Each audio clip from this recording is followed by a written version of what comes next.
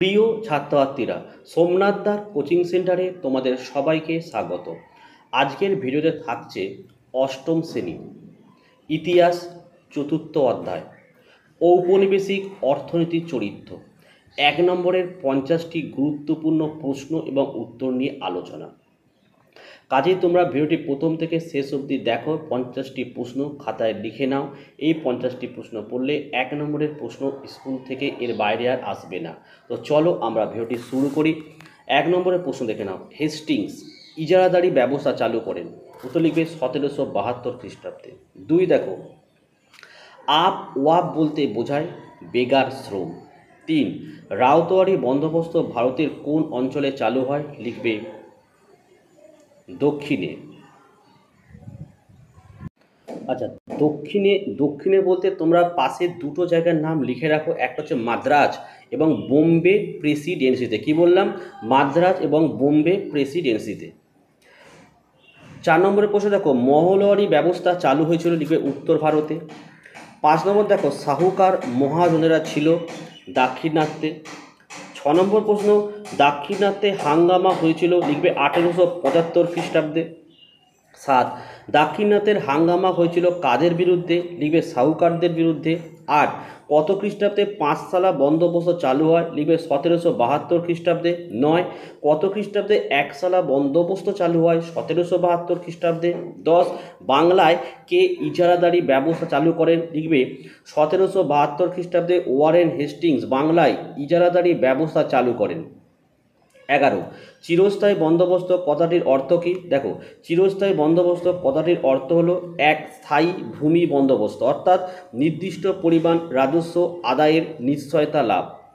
12 সূর্যাস্ত আইন কি? লিখবে চিরস্থায়ী বন্দোবস্তে নির্দিষ্ট একটি তারিখের মধ্যে সূর্য ডোবার আগে কোম্পানিকে রাজস্ব জমা দেওয়ার যে ব্যবস্থা ছিল তার নামে হচ্ছে সূর্যাস্ত আইন। 13 দেখো, সূর্যাস্ত আইন কার আমলে প্রচলিত হয়েছিল? লিখবে সূর্যাস্ত আইন লর্ড কর্নওয়ালিসের আমলে প্রচলিত হয়েছিল।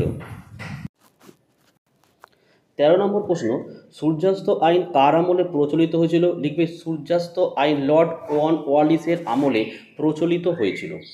নেক্সট দেখো, 14 নম্বর প্রশ্ন দেখো, আপ ওয়াপ কি? লিখবে চিরস্থায়ী বন্দোবস্তের দ্বারা কৃষকদের কাছ থেকে আপ ওয়াপ বা বেআইনি কর আদায় করা হতো। 15 দেখো, রাউত কথার অর্থ কী? লিখবে রাউত কথার অর্থ হলো কৃষক। 16 রাউতোয়ারি বন্দোবস্তের শর্ত কী ছিল? লিখবে রাউতোয়ারি বন্দোবস্তের শর্ত ছিল ঠিক সময় রায়তকে ভূমি রাজস্ব জমা দিতে হবে। 17 রাউতোয়ারি বন্দোবস্ত কোথায় চালু হয়? লিখবে মাদ্রাজ ও বোম্বাই প্রেসিডেন্সিতে রাউতোয়ারি বন্দোবস্ত চালু হয়। 18 মহলওয়ারি ব্যবস্থা কে প্রবর্তন করে? লিখবে মহলওয়ারি ব্যবস্থা প্রবর্তন করেন হল্ট ম্যাকেঞ্জি। 19 দেখো, মহল কথাটির অর্থ কী? লিখবে মহল কথাটির অর্থ গ্রামের সমষ্টি।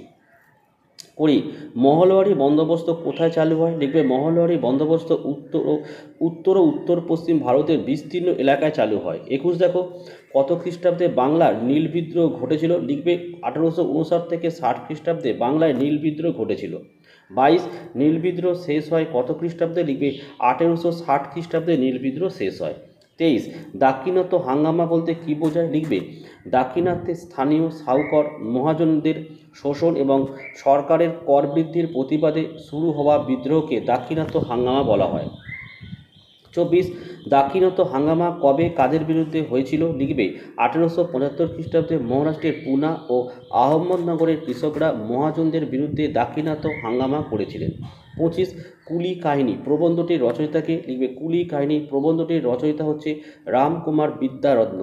26 দেখো, 10 সালা বন্দোবস্ত কত খ্রিস্টাব্দে চালু হয়? লিখবে 10 সালা বন্দোবস্ত 1790 খ্রিস্টাব্দে চালু হয়। 27 দেখো, চিরস্থায়ী বন্দোবস্ত চালু করেন? লিখবে কর্নওয়ালিস। 28 বাংলায় চিরস্থায়ী বন্দোবস্ত চালু করা হয় 1793 খ্রিস্টাব্দে। 29 চিরস্থায়ী বন্দোবস্ত প্রবর্তিত হয়েছিল? লিখবে বাংলায়। 30 দেখো, সূর্যাস্ত আইন যুক্ত ছিল? লিখবে চিরস্থায়ী বন্দোবস্তে।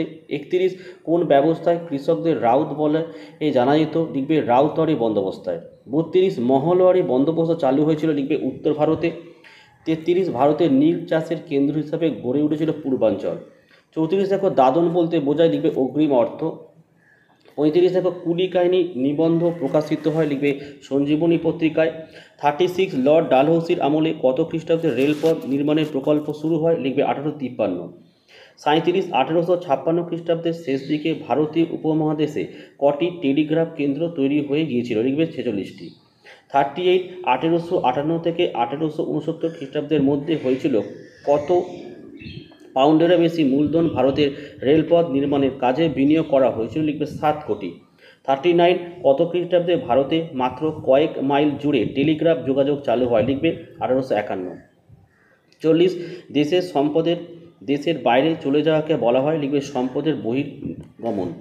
41 অবশিল্পায়ন কাকে বলে, লিখবে ব্রিটিশ ইস্ট ইন্ডিয়া কোম্পানির শাসনকালে ভারতীয় শিল্পের অবলুপ্তির প্রক্রিয়াকে অবশিল্পায়ন বলা হয়। 42 ভারতের রেলপথ কবে চালু হয়, লিখবে 1853 খ্রিস্টাব্দে ভারতের রেলপথ চালু হয়। 43 ভারতীয় রেলপথের জনক কাকে বলা, লিখবে বড়লাট ডালহৌসির শাসনকালে ভারতে প্রথম রেলপথ স্থাপিত হয় বলে তাকে ভারতীয় রেলপথের জনক বলা হয়। 44 সম্পদের বহির্গমন কাকে বলে, লিখবে ঔপনিবেশিক ভারতের সম্পদ ব্রিটেনে চালনা হওয়াকেই সম্পদের বহির্গমন বলা হয়। 45 কাঁচামাল রপ্তানির ক্ষেত্রে অন্যতম প্রধান দ্রব্য ছিল কাঁচা সুতো। 46 ঔপনিবেশিক ভারতে প্রথম পাটের কারখানা চালু হয়েছিল, লিখবে রিসরায়। 47 ভারতে প্রথম সুতি কাপড় তৈরির কারখানা চালু হয়, লিখবে বোম্বাইতে। 48 বোম্বাইতে প্রথম সুতি কাপড় তৈরির কারখানা স্থাপিত হয় 1853 খ্রিস্টাব্দে। 49 ব্রিটিশ ভারতের ঔপনিবেশিক শাসনের অন্যতম প্রতীক ছিল রেলপথ। 50 ভারত ও ব্রিটেনের মধ্যে টেলিগ্রাফ যোগাযোগের বিকাশ হয় 1870 খ্রিস্টাব্দে। 51 দেশের সম্পদ দেশের বাইরে চলে যাওয়াকে বলা হয় কি, সম্পদের বহির্গমন। তো এই ছিল আজকে 1 নম্বরের প্রশ্ন এবং উত্তর। পরের পার্টে এই অধ্যায় 4 নম্বর অধ্যায়ের 2 নম্বরের প্রশ্ন উত্তর নিয়ে আমি আলোচনা করে দেবো। ভিডিও যদি ভালো লাগে একটি লাইক করো এবং চ্যানেলে নতুন হলে চ্যানেলটিকে সাবস্ক্রাইব করো। পাশে থাকা বেল আইকন প্রেস করে অল নোটিফিকেশনটাকে অন করো, যাতে আমি যখনই কোনো ভিডিও আপলোড করব যেন তোমাদের কাছে সঙ্গে সঙ্গে পৌঁছে যায়। ঠিক আছে, তো আজকের ভিডিওটি আমি এখানে শেষ করলাম। তোমরা প্রত্যেকে ভালো থেকো এবং সুস্থ থেকো।